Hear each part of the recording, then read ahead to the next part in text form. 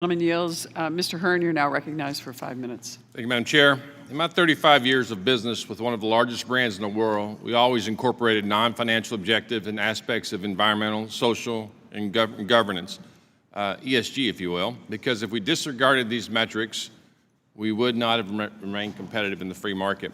The policy issue we are seeing here in the United States and across the globe is the weaponization and politicization of ESG to push activists, non-financial objectives and ideology that ultimately does not align with the objectives which made this nation an economic powerhouse.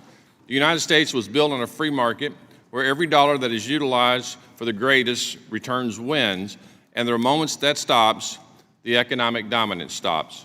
In a free market, a business chooses to be an active steward of the environment, the first letter of ESG, because the free market demands it.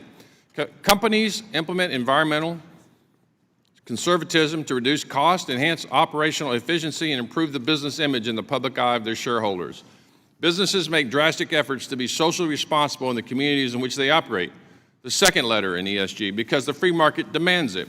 Without these communities, the business itself would cease to exist.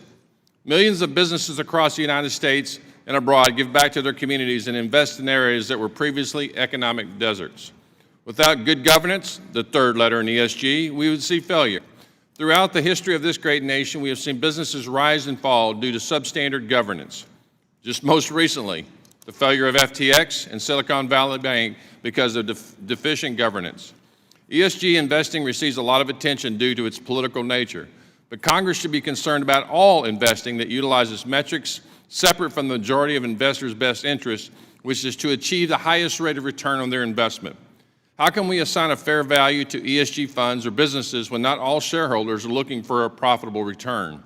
The intrinsic value of a company is the present value of all expected future cash flows. What percentage of a business's future earnings is owned by the environment? What percentage of a business's future earnings are owned by socially responsible causes? It is impossible to assign values to these metrics, and while these metrics might be important to a business's success, providing parity between these metrics and metrics aimed at to achieve the greatest rate of returns is dangerous. Millions of Americans rely on the capital markets to grow their wealth by investing their hard-earned savings. Congress needs to have a watchful eye on the markets, funds, and businesses that cater to activists and their non-financial goals, instead of hardworking Americans saving for their retirement. Mr. Oakes, at the International Conference on Climate Change, you said, quote, "When truth is relative, you can't define reality," end quote. Can you explain what you mean by that in relation to ESG? And by the way, I watched your 45-minute video at 6 o'clock this morning. Very good job. Okay. All right, sorry, can you repeat the question? When you talk about when truth is relative, you can't define reality. Can you talk about what, in context, you put that in as it relates to ESG? Yeah, so we have to understand definitions, and definitions are one of the things that is being changed in ESG. So when we talk about governance, for example, governance is under traditional shareholder capitalism. We're talking about board independence, stock performance incentives for corporations. So companies have performed better historically by tying management pay to performance.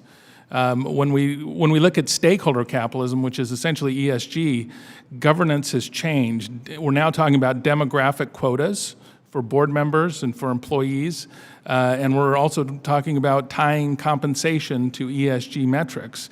So the definitions have changed, and what happens when we change the definitions is that we suddenly are not talking about the same things. We're hiding an agenda when we politicize the language. That's one of the biggest things that's happening with ESG. Diversity, equity, inclusion under the social, same thing.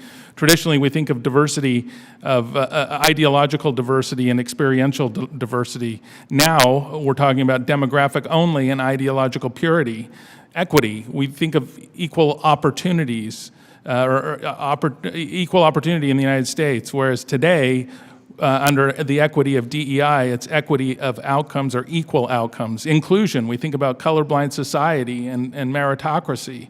under today's DEI, inclusion means discriminating against those who do not fit the chosen demographic. So we have to understand the definitions that we're talking about. This is one reason why ESG is so dangerous, is that oftentimes people hear the terminology, they think they understand it, but the definitions actually are different than what they think they mean.